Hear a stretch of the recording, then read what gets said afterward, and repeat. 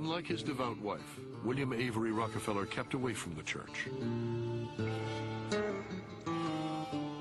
He was a traveling man, a salesman who sold quack cures from a wagon out on the western frontier. People whispered about his footloose life. They called him Devil Bill.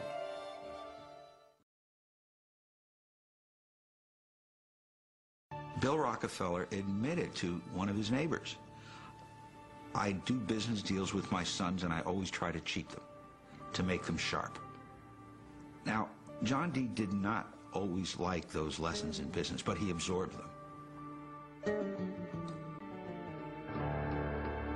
With Devil Bill, John D. discovered the excitement of taking a big risk, the allure of cold cash.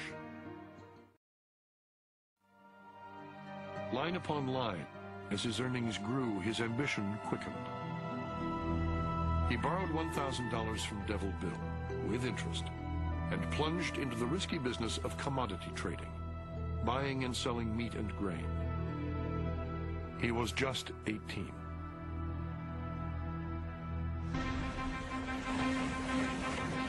Only a year later, the something big he was looking for surfaced in the backwoods of Pennsylvania. Oil. News of the discovery unleashed pandemonium as thousands of speculators descended upon the region. Overnight, wildcatters stripped away whole forests and put up thousands of rickety derricks, hoping to strike black gold. As the oil gushed skyward, fantastic stories appeared of instant fortunes. Among the Cleveland businessmen lured to the region was John D. Rockefeller. He was no wildcatter. He saw that drilling for oil was a very risky business. Refining, not drilling, he decided, was where the steady money was to be made. Soon, a new rail line linked Cleveland with the oil region. Rockefeller built his refinery right beside it. It was one of the first in the city to produce kerosene, a new fuel for lamps that was cheap and clean. The poor man's light, as John D. called it, would bring a brilliant glow into American homes. The soaring demand for it, he was convinced, would make him rich. Obsessed with the business of oil, he mastered every detail, developed new products to sell. By age 25, his refinery was one of the largest in the world.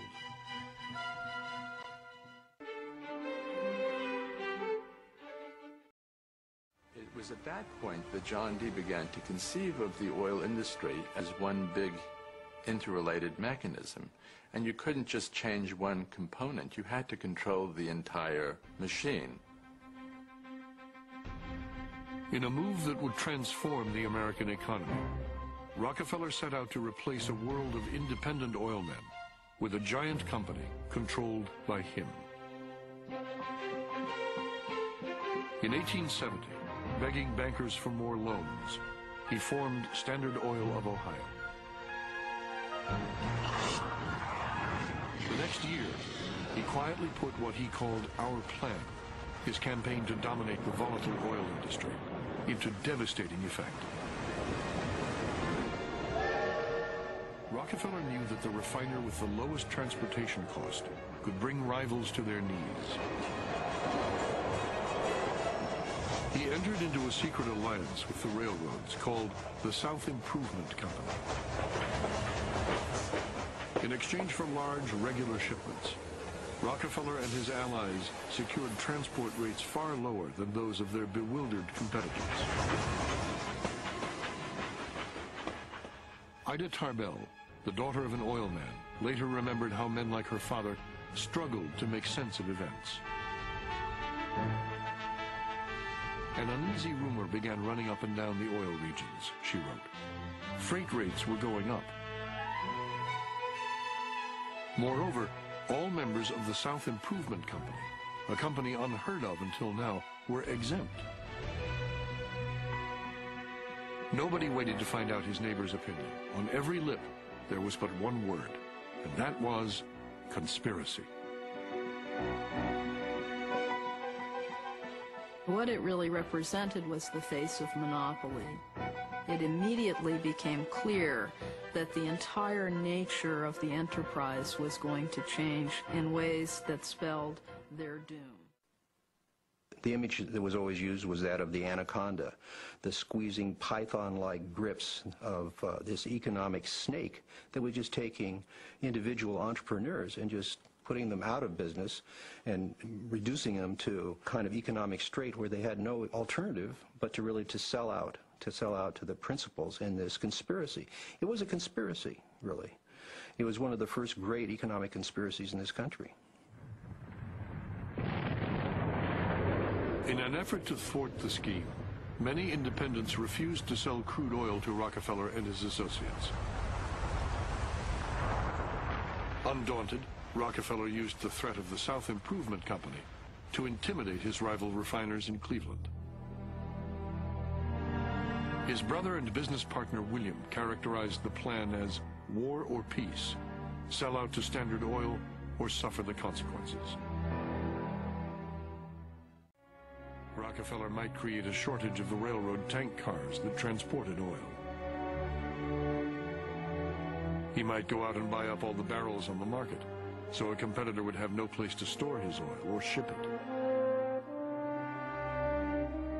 He would even buy up all the available chemicals that were necessary to refine oil. Rockefeller instructed Standard Oil men to communicate in code. The company was nicknamed Club. John D. Rockefeller was referred to as Chowder. Many of Rockefeller's targets had no idea that the local refiners who were slashing prices and acting like competitors were actually part of Rockefeller's growing empire.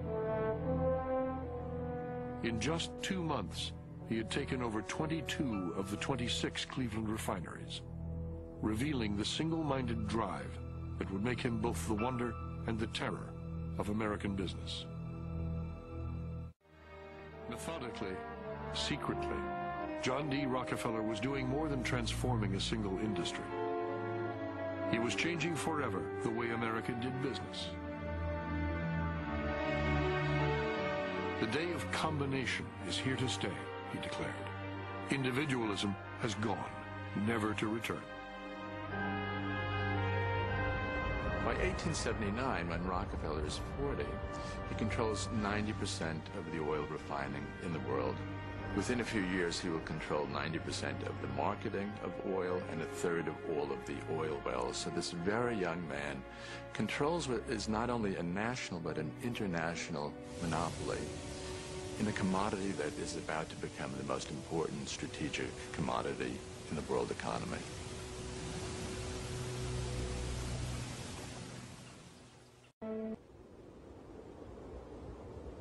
In the fall of 1913, beneath the majestic peaks of the Rockies, a labor dispute was engulfing the coal mines of southern Colorado. It would engulf the Rockefellers as well, making the family once again the target of national outrage. The explosion came on September 23rd in the foothills near Ludlow. 8,000 miners struck a Rockefeller-owned company, Colorado Fuel and Iron, demanding more humane living and working conditions. CF and I immediately evicted the strikers from their homes. Families were forced to move into a makeshift tent colony beyond company grounds. The striking miners came from 32 different countries. Some thought John D. Rockefeller was the president